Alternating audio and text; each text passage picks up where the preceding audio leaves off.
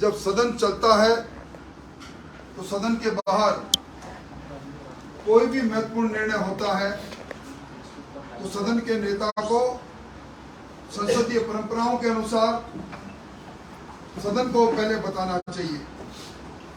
आप सब लोगों को मालूम होगा, मणिपुर की घटना में देश के प्रधानमंत्री जी ने संसद से बाहर प्रेस को कुछ वक्तव्य दिया और कांग्रेस के लोगों ने संसद को ठप किया। आज उसके विपरीत आचरण देखने को मिला। कांग्रेस में विलय हुआ, जिसकी एंटी डिफेक्शन की रिट याचिका आज भी उच्च न्यायालय में लंबित है। और 3 महीने पहले जिनके पुत्र के जन्म दिवस पर उनके गृह गांव में जाकर मुख्यमंत्री जी ने कहा था कि अगर राजेंद्र गुडा आप नहीं होते तो मेरी सरकार नहीं होती, मैं आपका एहसान भूल नहीं सकता।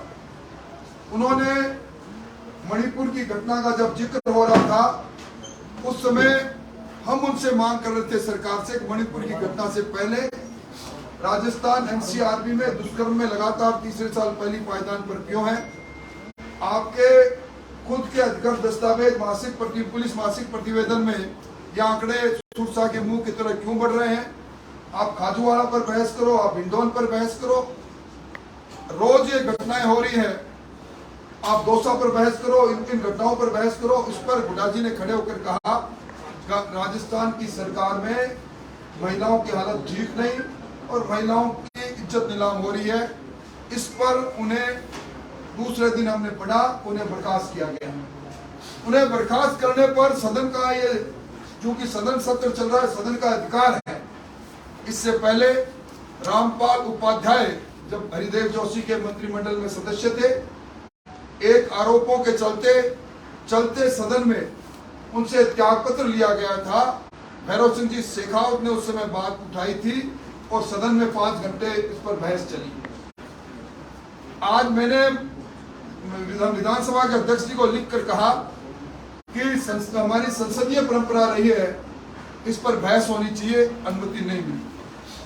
इसी बीच में वो लाल डायरी जिसका जिक्र राजेंद्र जी गुडा ने कल प्रेस कॉन्फ्रेंस में कहते हुए कहा, लाल डायरी जब ईडी की रेड चल रही थी, मुख्यमंत्री जी ने मुझे कहा तुम जाओ और लाल डायरी लेकर आओ। तो मेरे साथ रामलाल जी जाट और धीरज गुर्जर को भेजा।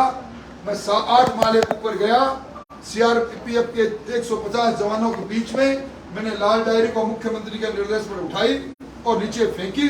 और उस लाल डायरी के अंदर बहुत बड़े रहस्य पड़े हैं, बहुत बड़ा लेन देन और करोड़ों रुपए की अवैध संपत्तियों का जिक्र है। ये बात राजेंद्र जी गुडा ने जब प्रेस में कही।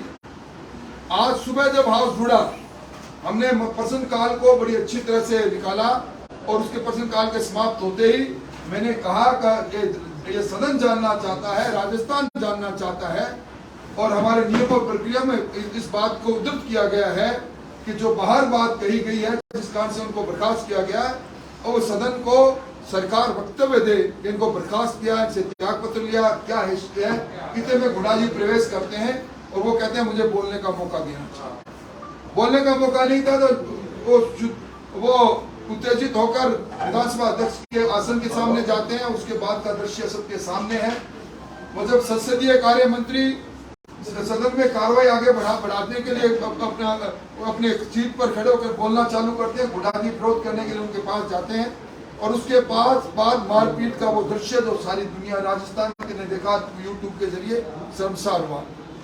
अभी आनंद फानंद में बिना बहस के 4 बिल सरकार ने पारित किए हैं और उसके साथ ही सरकार ने एक अभी विधायी कार्य के लिए एक अनुपूरक कार्य सूची जारी की है, जिसके अंदर मणिपुर की घटना को लेकर चिंता व्यक्त करते हुए केंद्र सरकार से मांग की है। पूर्वी राजस्थान की सिंचाई और पेयजल में के लिए जो ERCP है उसको राष्ट्रीय योजना घोषित करने के लिए मांग की है।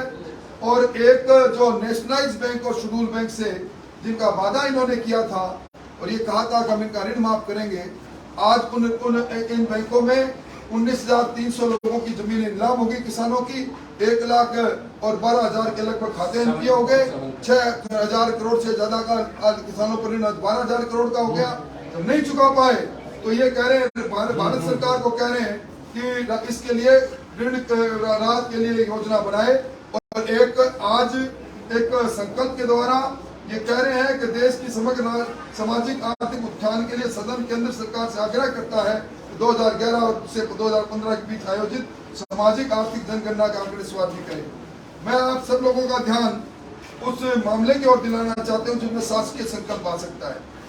18 का एक है जिसमें शासकीय संकल्प ला सकते हैं, पर उसमें शासकीय संकल्प किसका आ सकता है उसके लिए शर्तें लिख रखी है, और उस शर्तों का उल्लेख रूल 109 में है, और उसमें ये लिखा है वह उस विषय से संबंधित नहीं होगा जो मुख्यतः राज्य सरकार का विषय न हो। ये राज्य सरकार का विषय नहीं है, और सारे नियम कायदों को ताक में रखकर अचानक आज तक शासकीय संकल्प पर बहस होती है।